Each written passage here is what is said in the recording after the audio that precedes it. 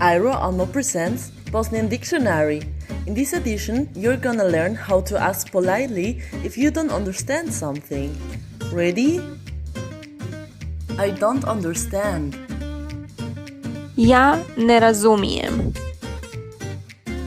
Could you please repeat? Možeš li ponoviti?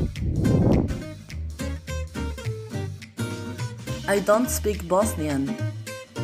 Ja ne pričam bosanski. Yes. Da.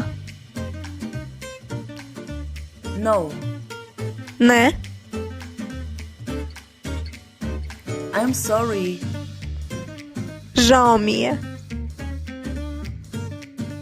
Does it still sound difficult?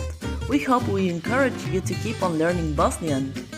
The Iro Almo wishes you the best in your journey. Ciao ciao!